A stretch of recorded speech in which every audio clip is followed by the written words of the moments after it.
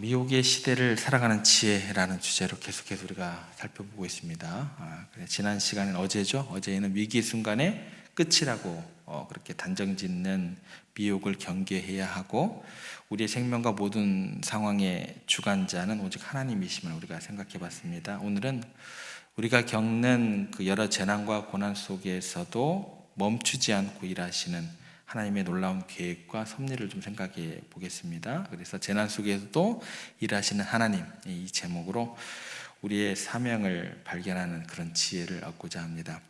우리가 종종 세상의 재난, 또 전쟁, 또 지진, 기근과 같은 그런 소식들을 접하면서 정말 세상의 끝이 가까이 왔는가 하는 두려움과 궁금증을 갖게 되는 겁니다. 그래서 8절에서도 보면 이제 이렇게 기록되어 있습니다. 민족이 민족을, 나라가 나라를 대적하여 일어나겠고 곳곳에 지진이 있으며 기근이 있으리니 이는 재난의 시작이니라 라고 말씀하십니다. 이러한 재난들은 분명 마지막 때의 징조들 중에 하나이지만 예수님께서는 이것이 즉각적인 세상의 끝을 의미하지 않는다라고 하셨습니다. 그렇다면 궁금하죠. 진짜 세상의 끝은 언제 올까? 그래서 예수님께서 10절에서 이제 중요한 단서를 주십니다. 10절 말씀 이제 저희가 다음 주에 더 구체적으로 살펴볼 건데요. 그 단서가 이렇게 됩니다. 또 복음이 먼저 만국에 전파되어야 할 것이니라. 이렇게 기록되어 있죠. 이거를 마태복음에서는 좀 더 구체적으로 더 이야기를 해주세요. 마태복음 24장 14절에 보면 이렇게 기록되어 있습니다. 이 천국 복음이 모든 민족에게 증언되기 위하여 온 세상에 전파되리니 그제야 끝이 오리라. 더욱더 이제 구체적으로 분명하게 말씀을 해주신다라는 것입니다. 그래서 세상에 일어나는 수많은 재난과 혼란 속에서도 하나님께서 당신의 구원의 계획을 멈추지 않으시고 오히려 그 모든 상황을 사용하셔서 복음이 온 세상에 전파되도록 하나님께서는 일하고 계신다라는 겁니다. 그래서 지금 우리가 이렇게 뉴스로 접하고 있는 뭘까요? 전쟁들, 우크라이나와 러시아 전쟁, 또 지난주부터는 또 이스라엘하고 이란, 이런 전쟁들조차도 어쩌면 하나님께서 그 말씀을 성취해 나가는 과정의 일부일 수 있다라는 겁니다. 그래서 이러한 사건들 앞에서 우리가 두렵고 또 절망할 수밖에 없는 어떤 그런 마음이 들겠지만, 그 대신 우리는 그 이면에 있는 하나님의 뜻을 분별하고 하나님의 그 일하심을 바라볼 수 있는 우리가 되어야 한다라는 거죠. 그래서 예수님께서 이제 재난의 시작 이후에 더욱더 일어날 일들에 대해서 조밥신 내고 있는 제자들에게 더욱더 구체적으로 또 이렇게 이야기를 합니다. 9절 말씀에 보면 이렇게 기록되어 있습니다. 너희는 스스로 조심하라. 사람들이 너희를 공회에 넘겨주겠고 너희를 회당에서 매질하겠으며 나로 말미암아 너희가 권력자들과 임금들 앞에 서리니 이는 그들에게 증거가 되려 함이라. 그러니까 그 고난이나 재난이 믿는 사람들을 피해가진 않아요. 똑같습니다. 내가 그 고난과 재난 가운데서 피해가리라라는 것은 없습니다. 성도들이 겪게 될 개인적인 고난에 대해서 구체적으로 설명을 해주고, 근데 그게 이제 고난 자체가 애매한 고난이 아니다라는 거예요. 아무런 이유 없이 하나님께서 그냥 때리시는 고난이 아니다라는 거예요. 그 고난에는요, 그 재난에는요, 하나님께서 그것을 이루고자 하시는 어떤 목적이 따라간다라는 거예요.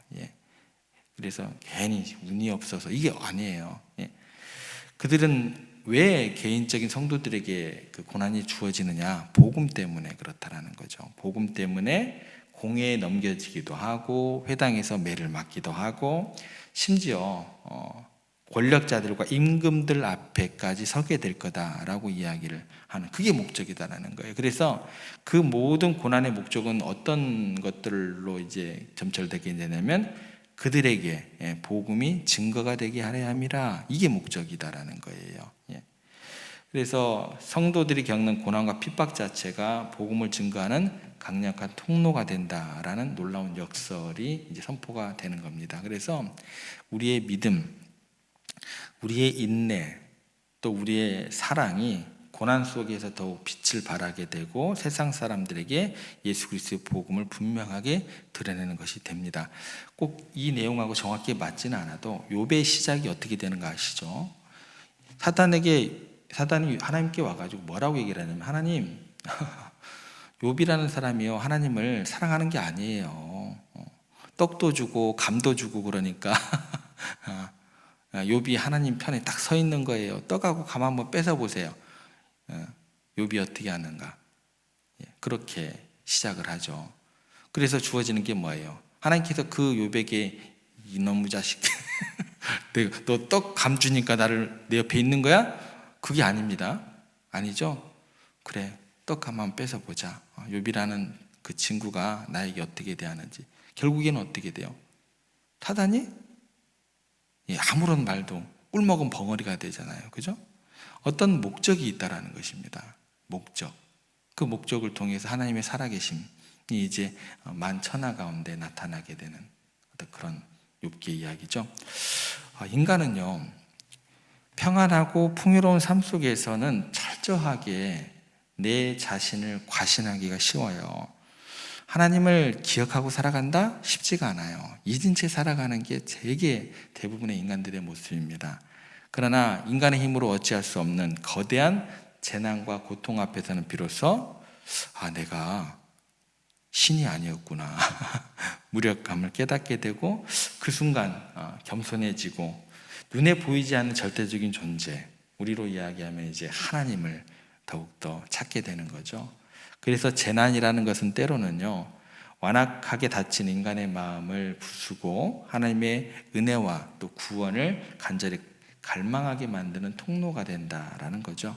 그래서 사람들이 그 하나님의 두려우심과 위험 앞에서 경외심을 갖고 그분께 돌아오는 역사가 바로 재난 속에서 일어날 수 있게 되는 것입니다. 그래서 우리가 예상치 못한 재난을 당할 때 낙심이 될 수밖에 없어요.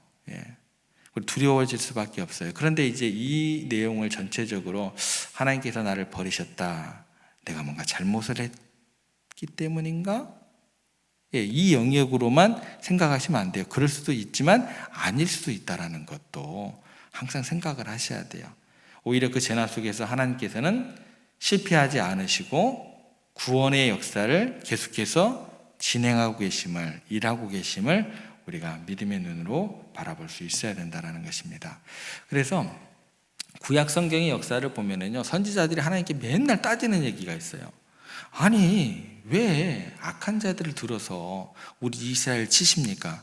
얼마나 화가 나요. 막 성질 나죠. 그죠? 아니, 부르시지를 말든지. 그잖아요. 근데 이스라엘 백성들이 포로로 끌려갔던, 예를 들어서 바벨론 포로로 끌려갔던 그 끔찍한 재난 속에서도 하나님께서 그들을 통해서 주변의 2만 민족에게 당신의 살아계심과 능력을 분명하게 증거하시게 된다라는 거예요. 그래서 하나님의 계획은요, 우리의 이해를 뛰어넘는 놀라운 방식으로 이루어지는 것도 구약에서도 우리가 살펴볼 수 있습니다. 존 맥스웰 목사님이요, 이런 중요한 질문을 우리에게 던져주는 어떤 그런 책이 있습니다. 뭐냐면, 장애물과 기회의 차이가 무엇인가? 장애물과 기회의 차이가 무엇일까요? 한번 생각해 보세요. 장애물, 기회. 생각해 보면은요, 상황은 어때요? 똑같습니다. 똑같아요. 환경은 똑같은 거예요. 모든 기회에는 어려움이 따르기 마련이에요. 근데 그 어려움 속에는 뭐가 있어요? 기회가 숨겨져 있다라는 거예요. 그러니까 중요한 것은 뭐냐면, 우리에게 닥치는 그 상황, 환경을 대하는 뭐예요? 태도입니다. 우리의 마음이에요. 우리가 어떤 마음으로 그 어려움을 맞이하느냐에 따라서 그것은 절망으로 이렇게 떨어져 버릴 수도 있고, 장애물이 될 수도 있고, 더 큰 도약을 위한 뭐가 될 수도 있어요? 기회가 될 수도 있다는 거예요. 그 기회를 믿는 사람들을 통해서 나타내고 싶다라는 거예요. 그러니까 탁월한 태도를 지닌 사람, 이걸 뭐라고 얘기를 할까요? 신앙엘이 좋다라고 이야기를 하는 것보다도 더욱더 믿지 않는 사람에게는 탁월한 태도라는 게 더 맞겠죠. 그죠? 신앙이 좋아. 그건 뭐예요? 주님이라는 단어가 입에서 떠나지 않는 게 아니에요. 주여, 주여, 주여, 이게 아니고요. 뭐예요? 탁월한 태도예요. 예. 신앙이라는 것을 되게 애매모호하게 추상적으로 생각하시면 안 됩니다. 여러분들의 마음과 생각이 건강해야 돼요. 항상 제가 얘기합니다. 중심이 잡혀 있는 그런 신앙이 있으셔야 돼요. 탁월한 태도를 지닌 사람이 되어야 된다는 거예요. 그런 사람은요, 그런 상황 속에서도, 어려운 상황 속에서도 긍정적인 면을 발견하고, 긍정의 힘이라는 또 그 책을 떠올리면 안 돼요. 그거는 뭐예요? 사단이 처음에 와가지고 하나님께 욥을 시험할 때 그 사단의 마음이 뭐예요? 그게 긍정의 힘이 책의 내용이 전부예요. 그 책 읽지도 마세요. 예, 읽지도 마세요. 예, 부흥신학 그런 거죠. 그게. 예, 한참 한국교회 엄청나게 그렇게 책을 읽었던 책인데 읽지 마세요. 어찌됐건 탁월한 태도를 지닌 사람은요, 최악의 상황 속에서도 긍정적인 믿음의 눈으로 바라보면서 그 상황을 최대한 활용하면서 하나님께서 이루는 목적을 향해서, 그 목적 자체가 세상 사람들이 감당할 수 없는 놀라운 성취가 되는 거예요. 저 사람들은 뭐야? 예, 그런 놀라운 성취로 나아가게 된다는 것입니다. 그래서 우리들의 인생을 숫돌에 비유하면 좋을 것 같아요. 숫돌이 날카롭지 않은 칼을 갈아가지고 더욱 날카롭게 만들듯이 역경이 우리를 고통스럽게 갈아 없애는 것처럼 느껴질 수 있습니다. 그런데 동시에 그거는 갈아 없어지는 게 아니죠. 그죠? 그 과정을 통해서 우리는 더욱더 예리해져요. 깨끗한 영혼이 되는 거예요. 빛나는 존재로 변화되어서 더욱더 날카로워졌잖아요. 그럼 어떻게 돼요? 잘 썰죠, 이제. 그잖아요. 더욱 빛나는 존재로 하나님의 정말 귀한 도구로 쓰임받을 수 있도록 다듬어지고 있다, 라는 겁니다. 그래서 우리의 인생의 역경을 어떻게 바라보고 어떻게 대처하느냐에 따라서 그 결과는 장애물이 아닐 수도 있습니다. 완전히 달라질 수 있다는 것, 기회가 될 수 있다는 것을 그렇게 우리가 명심해야 할 것입니다. 그래서 우리가 느끼는 인간적인 한계의 그 지점에서 하나님의 무한한 능력이 비로소 나타나기 시작하고, 우리의 눈에는 절망처럼 보이는 그 상황 속에서 하나님의 새로운 희망이 씨앗이 심겨지고 있다라는 것, 재난의 시작이니라라는 거죠. 그래서 주원견한 건 우리의 믿음의 태도, 소망의 태도, 마음가짐을 넘어서 태도, 또 감사의 태도를 가진 사람은 어떠한 역경에서도 좌절하지 않게 된다. 오히려 그 역경을 통해서 하나님의 나라가 더 확장되고 그분의 위대하심을 경험하는 놀라운 축복의 기회로 하나님께서 일하고 계시고 진짜 그 역사를 이루어 가신다라는 것입니다. 연 날려보셨죠? 예. 바람이 센 날 연 날리셔야 돼요. 그잖아요. 예. 거센 바람을 맞설 때 연이라는 것은 굉장히 치고 올라가잖아요. 예. 우리도 삶의 역경이라는 그 바람을 믿음으로 지혜롭게 이용을 한다고 한다면 더욱 성장하고 성숙된 삶을 살아갈 수 있게 됨을 우리가 기억했으면 좋겠습니다. 자, 그러면 이제 이게 실제적으로 예수님 말씀대로 이루어지는가 우리가 좀 증명을 해봐야 되잖아요. 그들의 재난과 고난과 그 역경이 진짜 예수님께 말씀대로 이루어졌는가? 이루어져야 우리가 믿고 따라가는 거잖아요. 예. 한번 생각을 해보겠습니다. 예루살렘 성전 파괴라는 게 엄청난 재난, 표면적으로는 이스라엘 민족들에게 저주받을 일이죠. 에이, 버림받았다, 이렇게 생각할 만한 그런 일이 될 수밖에 없습니다. 왜냐하면 신앙의 중심지예요. 그게 무너진 거예요. 그리고 민족 전체가 흩어지는 고통을 당하게 되는 것입니다. 그런데 이 끔찍한 재난은요, 역설적으로 진짜 예수님께서 말씀하신 대로 하나님의 복음이 증거되고 확장되는 그런 계기가 되었다. 누구는 알아요. 이때 당시 이 사람들은 몰라요. 누구는 알았어요. 우리는 알죠. 시간을 지나서 역사가 진행되고 오늘의 우리에게 전달되는 성경의 이야기, 역사 이야기, 이게 진짜네? 이렇게 증거가 진짜 증명이 되잖아요. 예루살렘 성전 파괴로 인해서 일어난 일이 있습니다. 유대교는 더 이상 성전 중심의 제사를 드릴 수 없게 돼요. 왜요? 드릴 성전이 없는데. 그래서 그때 당시에 예루살렘 성전 중심의 그 제사 형식이 어떻게 되냐면 회당 중심으로 바뀌어요. 지역, 골목, 뭐가 생기게 돼요? 회당이 생기게 돼요. 신앙 형태가 변화되게 됩니다. 그리고 그 로마 제국의 박해를 피해서 전 세계로 흩어진 유대인들이, 이걸 디아스포라라고 하잖아요. 디아스포라 유대인들이 가는 곳마다 회당을 세워가지고 하나님을 예배하며 그들의 믿음을 지켜나가고, 그리고 디아스포라 유대인들의 존재는 복음이 유대인 공동체를 통해서 이방 세계에 전파될 수 있는 중요한 기반이 마련되게 되었다는 거예요. 그러니까 예루살렘 멸망이라는 재난을 통해서 복음 전파의 길이 예비가 된다라는 것입니다. 그게 이 사람들은 몰랐죠, 그죠? 야, 막 눈물 흘리면서 떠났겠죠. 그런데 그렇게 되었다라는 거죠. 그러면 또 이 시기에 또 유대교하고 양대의 산맥을 이루면서 씨앗이 심겨져서 이제 나무로 자라는 게 뭐가 있어요? 초기 기독교죠. 초기 기독교는 어땠어요? 이 사람들은 이중고였어요. 유대교들은 로마 제국에만 뭐 이렇게 어려움을 겪었지만 이 사람들은 뭐예요? 로마 제국은 로마 제국대로, 또 하나는 또 무슨 장벽이 있었어요? 유대인들, 유대교. 바울이 바울 되기 전에 사울이 막 잡아 죽이러 다녔잖아요. 이중고예요.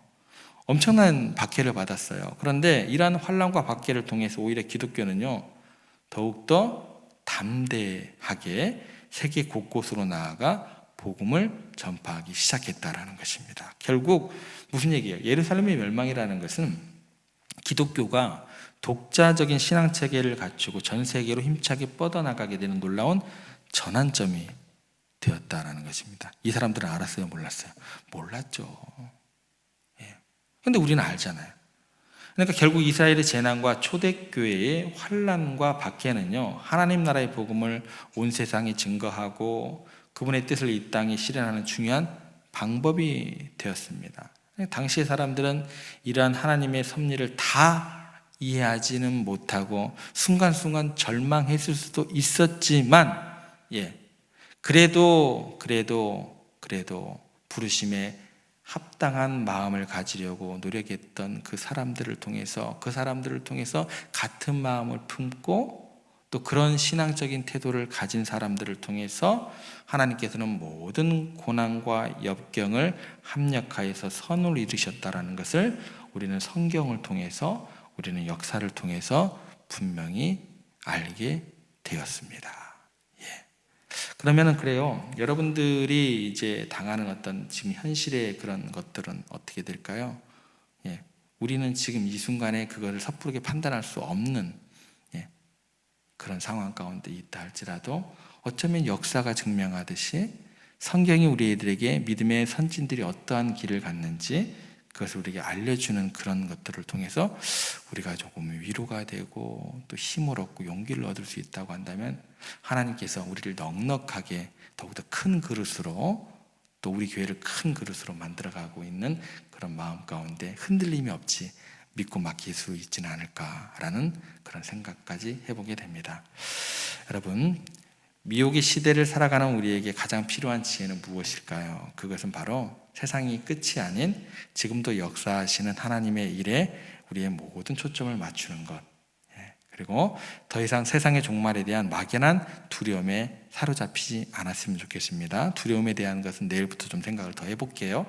그리고 오히려 하나님 나라 중심으로 우리의 시각을 바꾸어서 어떤 고난의 순간에도 하나님의 뜻이 어떻게 이루어가는지를 우리가 기대하면서 그렇게 경험하는 우리들이 되었으면 좋겠습니다. 그렇게 우리에게 맡겨진 사명, 특별히 복음 전파의 사명을 붙들고 살아갈 때에 우리가 세상의 어떤 미혹에도 흔들리지 않고 능히 이길 수 있는 그런 우리 모두가 될 줄 믿습니다. 기억하시기 바랍니다. 어떤 어려움과 재난 속에서도 하나님께서는 여러분들을 결코 버리지 않으신다. 그죠?